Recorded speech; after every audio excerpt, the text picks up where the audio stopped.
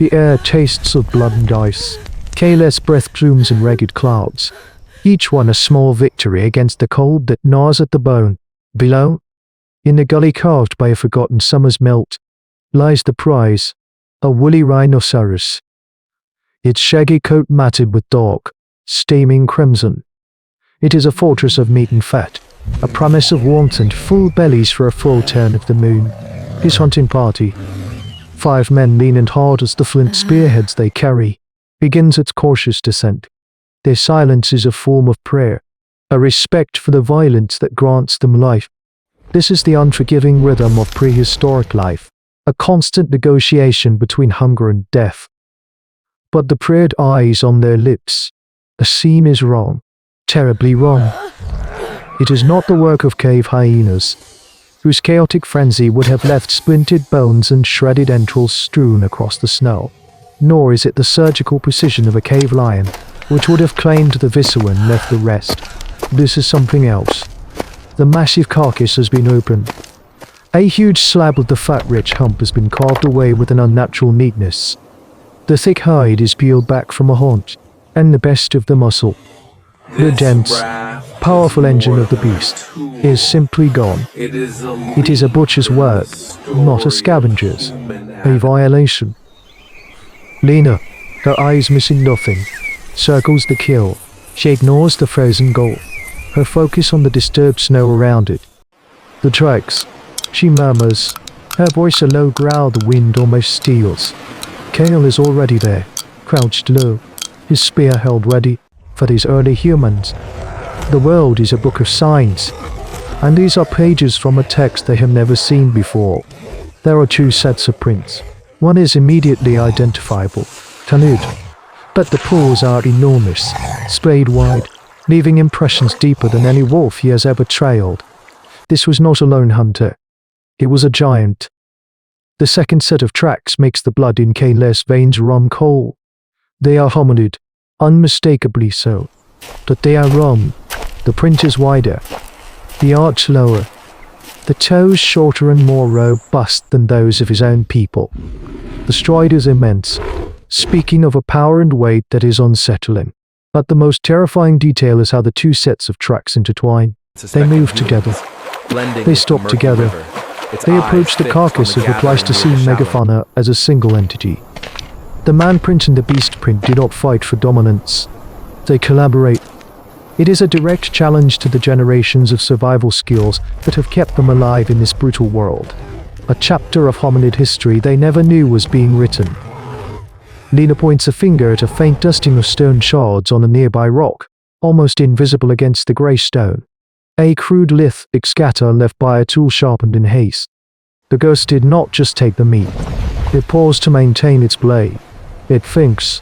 It plans. It is a hunter, just like them, but one allied with the monster.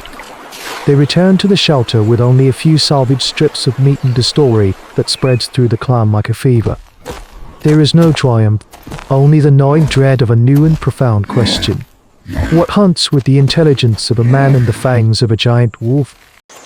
The hunger is a hollow ache in the clan's center, the coldness that the fire cannot touch.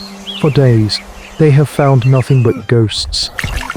The herds of giant deer and wild horse that once grazed the lower steps seem to have vanished, their tracks erased by the wind or, more ominously, overlaid by the massive paw prints and the strange, broad hominid gait. Desperation forces Kayla's hand. He leads a small, first party, Lena, the young scout Telan, and 2 others, to the high ridges, a gamble on the bighorn sheep that live among the treacherous scree. It is a place of bad footing on sudden drops, a hunt that requires more agility than force, a challenge where their leaner frames should be an advantage. They spend a day tracking, their movements economical, their senses stretched taut. Finally, they spot a lone ram, its magnificent horns silhouetted against the grey sky. They begin the stalk, a silent, intricate dance of hand signals and shadow-hugging patience passed down through countless generations of ancient humans. Telan, eager to prove his worth after the incident at the Rhinoceros Guild, takes the widest flanking position. He is tasked to drive the ram back towards the waiting spears. He moves like smoke over the rocks. The trap is set. The air is electric with the moments before the kill. Then, a low growl echoes from the rocks below. A sound that is not wolf, but something deeper, heavier. The ram's head snaps up, its sphere suddenly redirected. From the scree slope, a grey blow erupts. It is the giant Hominid, moving with an impossible, explosive speed over the loose rock. It doesn't attack the ram. Instead, it arcs around it, a living fence of teeth and fury. Its movements guided by an unseen intelligence. The ram, panicked, bolts, not away, but directly into the path Kale had predicted. But it is no longer their trap. From behind a curtain of ancient, wind-stunted pines steps the hunter, the Denisovan, seen fully for the first time. He is a being of profound physical power, taller than Kale by a head, with a chest and shoulders of immense breadth. He is built to endure the crushing cold. He wears a cloak of bearskin, and in his hand is a spear thick as a man's wrist. Its fire-hardened tip stained with the evidence of past successes. He moves with a purpose that is terrifying to behold. He does not waste a single step. As the proto-wolf herds the ram into the perfect position, the Denisovan plants his feet, and with a grunt that is all effort and no fanfare, he drives the spear through the animal's chest. The kill is over in a heartbeat. This is symbiotic hunting in its most brutal and effective form, a partnership that rewrites the very narrative of hominid history. Elan is frozen, caught in the open less than 50 paces away. The Denisovan turns his head, his face, framed by a thick, dark beard, showing no surprise. His deep-set eyes are not filled with malice, but with a cold, clear assessment. The proto-wolf. It's work done. Lets out another chest-rattling growl and takes a step towards the boy. In that instant, Kale acts. He shouts, "A rush!"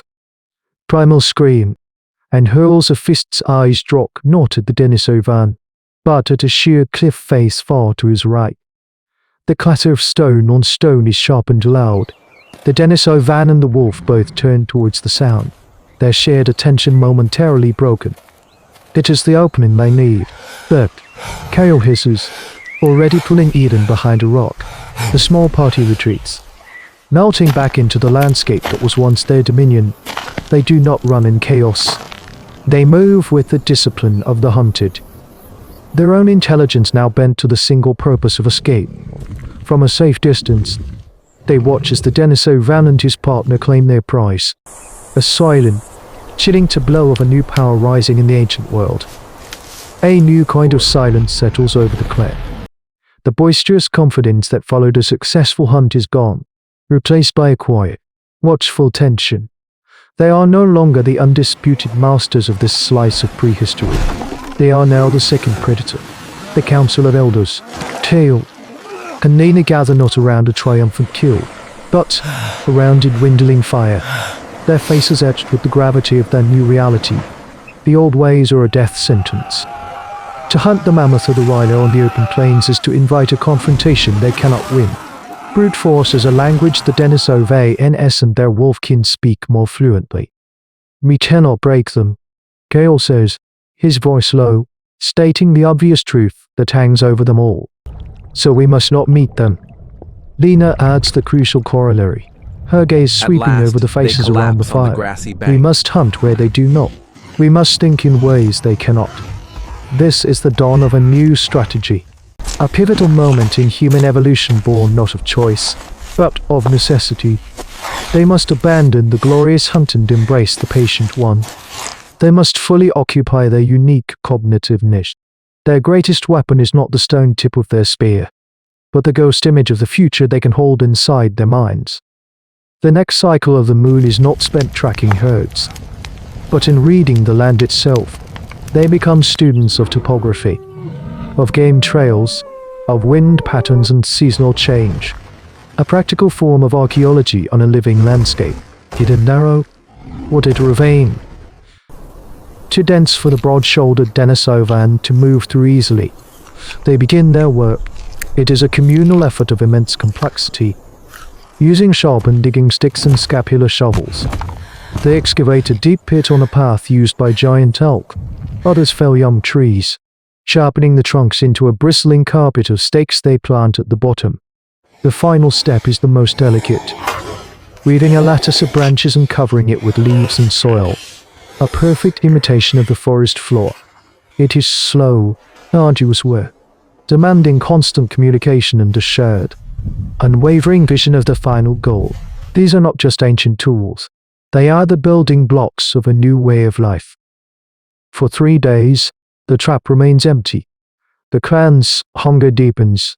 Doubt begins to whisper at the edges of the camp. Then, on the first morning, a scout returns, his eyes wide. The trap has worked. A young male, not as a rhino but a magnificent prize nonetheless, is impaled at the bottom of the pit. The butchering is done quickly, quietly. Every member of the clan working with a feverish efficiency, constantly scanning the ridge lines. They are not conquerors planting a flag. They are thieves in their own home. As they haul the heavy portions of meat back to their shelter, they see them. The tracks.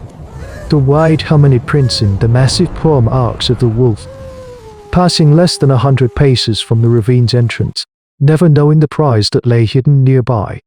The Denisovans had walked right by, their senses and power focused on the open ground, their minds unaccustomed to such elaborate deception. The Homo sapiens clan does not celebrate with a great feast.